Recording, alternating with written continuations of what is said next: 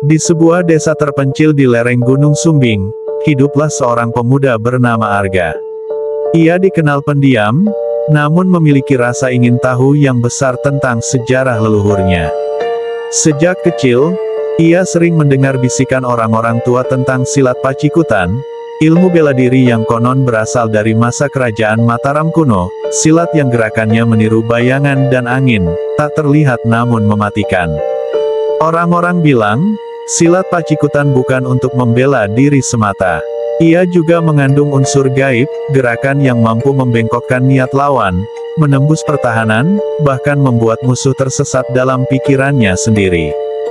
Suatu malam, Arga bermimpi didatangi sosok tua berjubah hitam.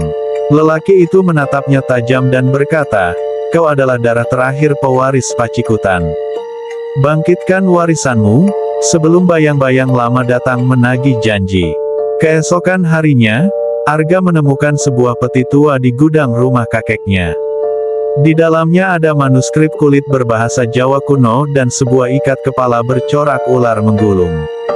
Saat disentuh, seolah ada arus dingin menjalar ke seluruh tubuhnya.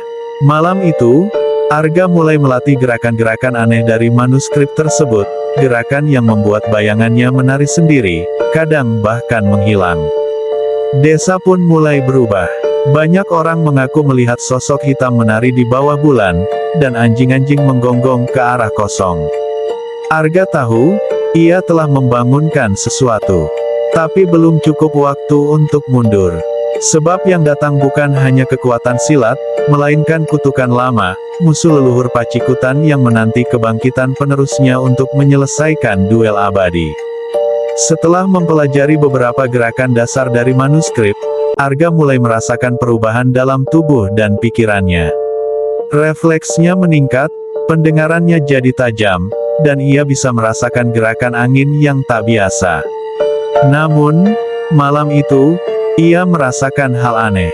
Di bawah cahaya bulan sabrang, bulan purnama yang hanya muncul tiap 7 windu sekali, Arga melihat bayangannya terbelah dua. Satu mengikuti gerakannya, satu lagi, berdiri diam. Mata, bayangan, itu menatap Arga seakan hidup. Lalu terdengar bisikan dari arah dapur rumah kakeknya. "Kau telah membuka gerbang yang tak seharusnya." Dengan langkah perlahan, Arga mendekati dapur. Di sana, kakeknya berdiri kaku menghadap dinding, mulutnya komat kamit, tubuhnya menggigil. Tiba-tiba kakek menoleh, dan matanya berubah hitam pekat.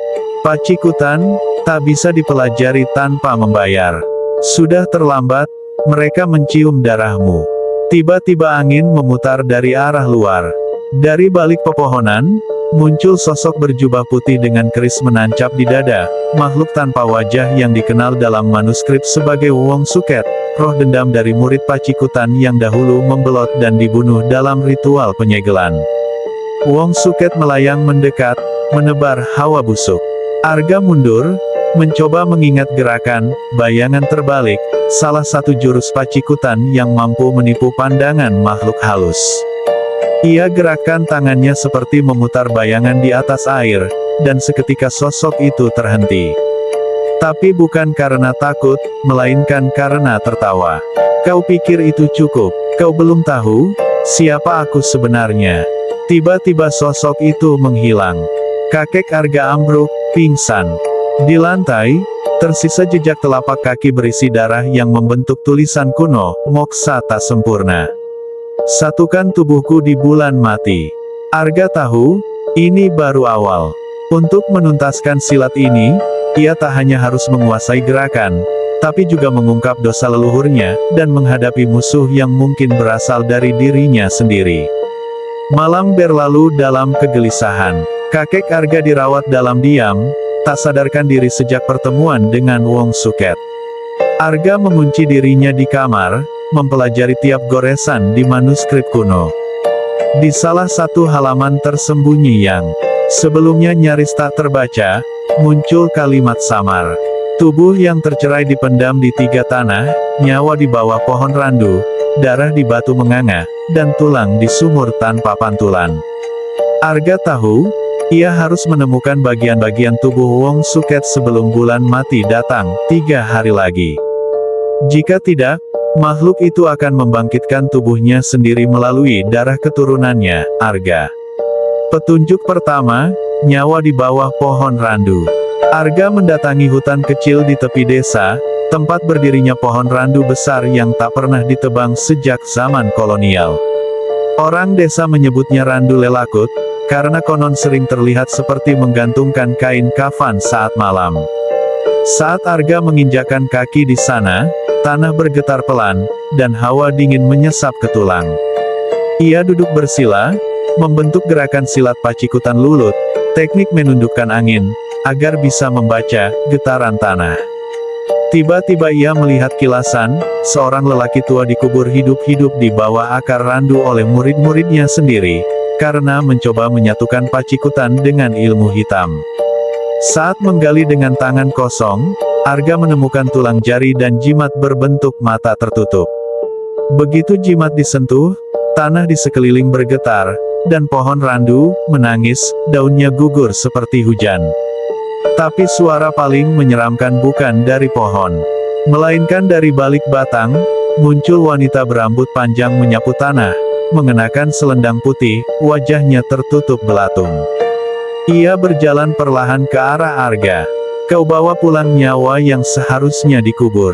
Aku penjaganya, dan tak akan biarkan bagian itu bersatu kembali. Arga bersiap, ia tahu, ini waktunya menggunakan jurus warisan terlarang, pacikutan lindu, bayangan goyang tanah. Dengan hentakan kaki, ia mengirim gelombang ke tanah, membuat bayangannya terbelah dan menari mengelilingi makhluk itu. Sosok penjaga itu terseret ke dalam pusaran bayangan, melolong nyaring sebelum menghilang dalam debu dan serpihan daun kering. Arga berhasil mendapatkan nyawa Wong Suket. Tapi waktunya hampir habis. 2 bagian tubuh lagi menanti, dan malam berikutnya, ia harus menghadapi batu menganga, yang dipercaya sebagai mulut dunia bawah. Langit sore menghitam lebih cepat dari biasanya. Awan menggulung tebal seolah menutup matahari dengan paksa. Arga menatap jimat bermata tertutup yang kini menggantung di lehernya, nyawa Wong Suket sudah dalam genggaman. Tapi 2 bagian tubuh lagi harus ditemukan sebelum bulan mati muncul di puncak malam ketiga. Petunjuk kedua dari manuskrip berbunyi, darah di batu menganga, dijaga oleh makhluk yang menelan kenangan. Kakeknya, yang kini mulai sadar namun masih lemah, akhirnya bicara lirih. Batu itu ada di petilasan Gunung Gamping, bekas padepokan aliran Pacikutan yang dibakar ratusan tahun lalu. Di sana, siapapun yang datang akan lupa siapa dirinya, karena darah Suket masih meresap di tanahnya. Malam itu Arga mendaki Gunung Gamping. Di puncaknya berdiri sebuah batu raksasa terbelah 2, seolah digigit raksasa. Batu itu mengeluarkan bau besi karat, seperti darah lama yang mengering. Tanpa peringatan, tanah bergetar, dan dari celah batu muncul sosok berkerudung kelam, berjalan tanpa kaki, matanya kosong, dan mulutnya tak pernah menutup, bergumam terus-menerus. Makhluk itu adalah pengisap kenangan, penjaga darah Wong Suket. Arga tiba-tiba diserang gelombang bisikan, suara ibunya, tawa teman masa kecil, gurunya saat SD, bahkan suaranya sendiri. Ingatannya mulai kabur, tangannya gemetar, jurus-jurus Pacikutan di kepalanya perlahan menghilang. Namun, di antara kabut pikiran, terdengar suara dari dalam jimat. Bayangan sejati tak pernah lupa asalnya. Arga duduk tenang, mencoba mengosongkan pikirannya. Ia membentuk gerakan Pacikutan Pati Eling, jurus pemanggil kesadaran, yang hanya bisa dilakukan saat seseorang berada di antara sadar dan lupa. Tubuhnya membentuk seperti bulan sabit, dan bayangannya muncul dari belakang, menyatu di atas batu menganga.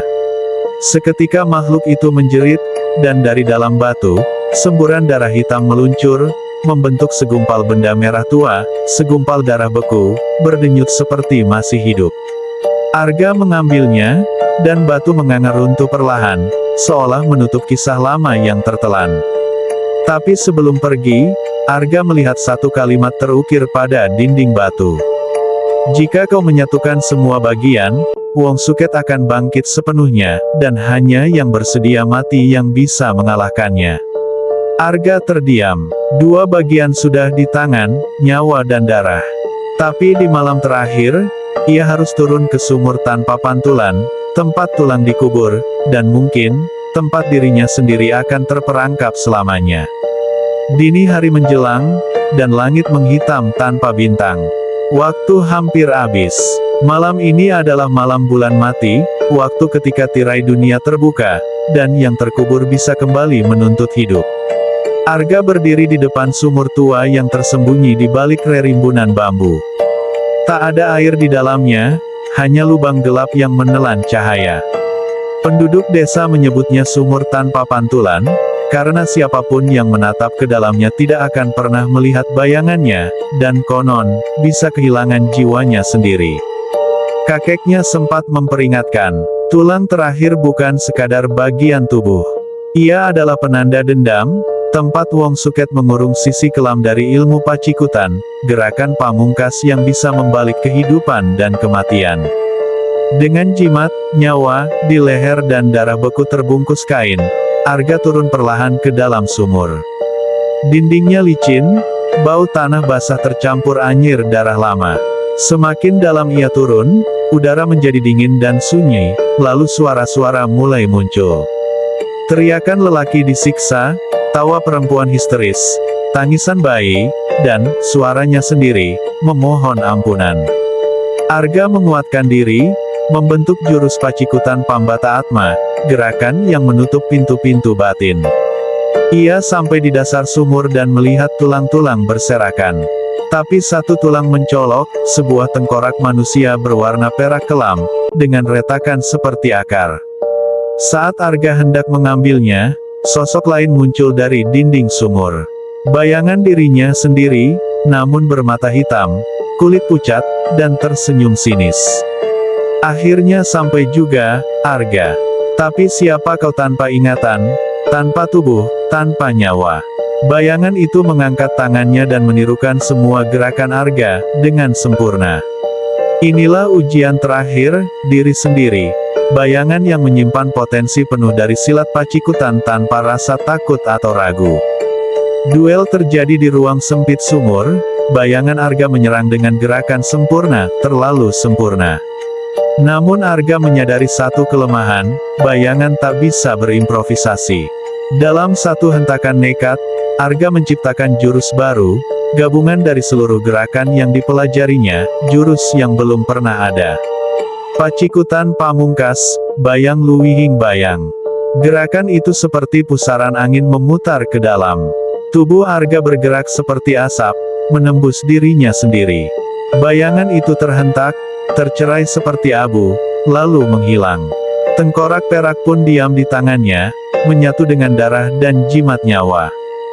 Saat ketiga bagian itu bersatu, tanah sumur berguncang dan cahaya merah menyala dari dalam batu.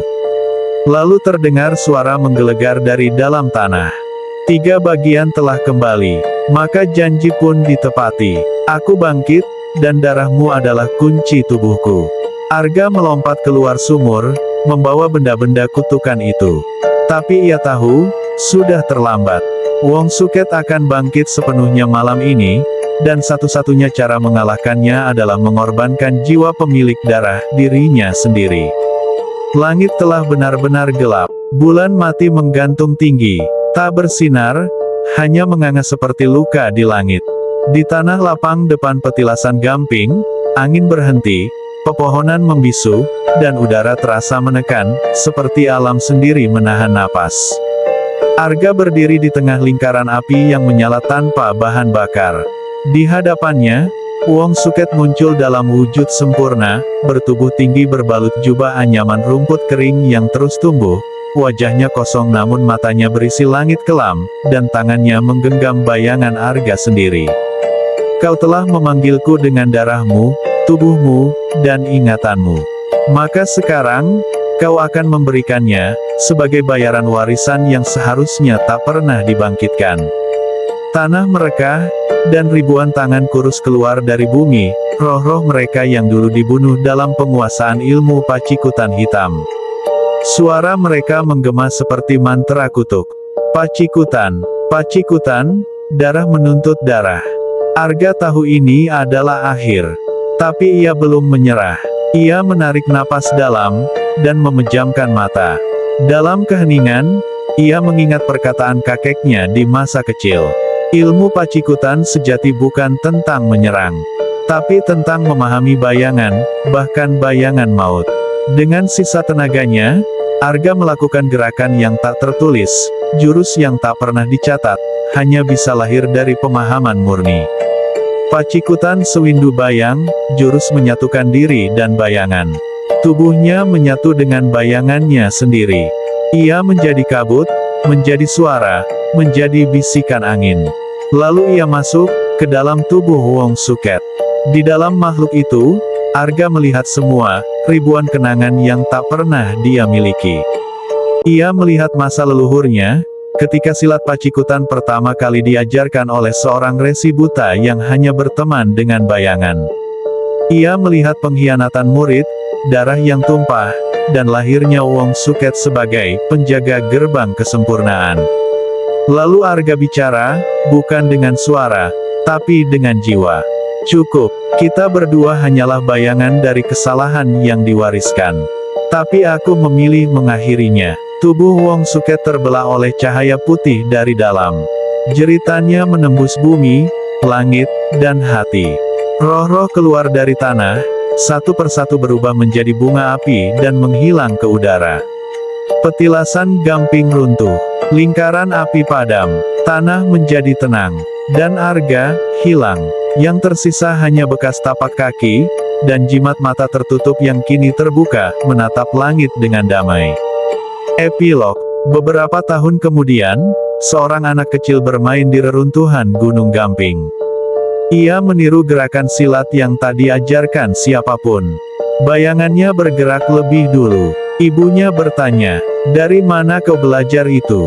Anak itu menjawab, "Kata orang di mimpi, namanya silat Pacikutan, warisan dari bayangan." Tamat, cerita pun selesai. Nantikan kisah misteri selanjutnya, tetap di channel Horror Story.